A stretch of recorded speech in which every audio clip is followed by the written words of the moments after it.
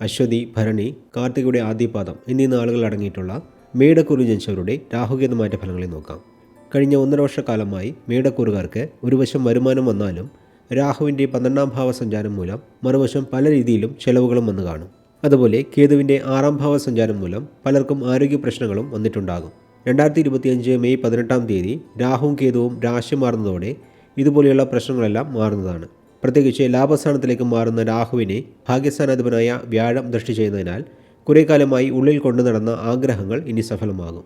വ്യക്തിഗത കഴിവുകൾ പ്രകടിപ്പിക്കാൻ നിരവധി അവസരങ്ങളുണ്ടാകും. വിദ്യാർത്ഥികൾക്ക് ആഗ്രഹിക്കുന്ന കോഴ്സുകൾ ചേർന്ന് പഠിക്കുവാനുള്ള അവസരം ലഭിക്കും. അതേസമയം 7 ശനി കാലമായതിനാൽ സുഹൃത്തുക്കളെ തിരഞ്ഞെടുക്കുന്നത് പോലെയുള്ള ചില കാര്യങ്ങളിൽ ശ്രദ്ധിച്ചാൽ അനാവശ്യമായ പ്രശ്നങ്ങളെ ഒഴിവാക്കാൻ സാധിക്കുന്നതാണ്. ജോലിയിലുള്ളവർക്ക് ജോലിഭാരം കുറയും. സഹപ്രവർത്തകരുടെ സഹകരണമുണ്ടാകും. അനുകൂലമായ സ്ഥലം മാറ്റം ലഭിക്കും. ബിസിനസ്സുമായി ബന്ധപ്പെട്ട പ്രശ്നങ്ങൾ തീരും. വ്യാപാര വ്യവസായ രംഗത്തുള്ളവർക്ക് ലാഭം അധികരിക്കും. ധനപരമായ കാര്യങ്ങളിൽ ഉണ്ടായിരുന്ന തടസ്സങ്ങൾ മാറും. കടബാധ്യതകൾ മൂലം മനോവിഷമം നേരിട്ടവർക്ക് അതിൽ നിന്ന് പതിയെ മോചനം നേടാൻ സാധിക്കും. ജാതക രീതിയിൽ ഇപ്പോൾ നടക്കുന്ന ദശാപഹാരങ്ങളും അനുകൂലമായവർക്ക് വീട് വാഹന യോഗവും ഉണ്ടാകും. കുടുംബത്തിൻ്റെ ആവശ്യങ്ങൾ അറിഞ്ഞ് അവയെ നിറവേറ്റാനും സാധിക്കും. അതേസമയം 5ാം ഭാവത്തിലെ കേതുവിൻ്റെ സഞ്ചാരം മൂലം ചില പ്രശ്നങ്ങളെയും മേടക്കൂറുകാർക്ക് നേരിടേണ്ടി വരുന്നതാണ്.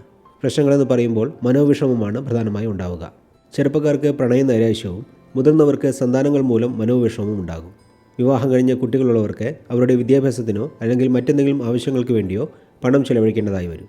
ഭക്ഷണകാര്യത്തിൽ ചിട്ട പാലിക്കുന്നതിലൂടെ ആരോഗ്യ പ്രശ്നങ്ങളെ തടുക്കാൻ സാധിക്കും. ഗർഭിണികൾ വളരെ ശ്രദ്ധിക്കേണ്ട സമയമാണിത്. വയസ്സിൽ മുതിർന്നവർക്ക് ആത്മീയപരമായ കാര്യങ്ങളിൽ താല്പര്യം വർദ്ധിക്കുന്നതാണ്.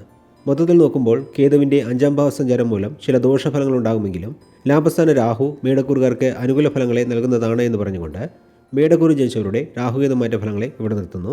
അടുത്ത വീഡിയോയിൽ ഇടവക്കൂറ് ജനിച്ചവരുടെ ഫലങ്ങളെ നോക്കാം. അതുവരെ എല്ലാവർക്കും നന്ദി, നമസ്കാരം.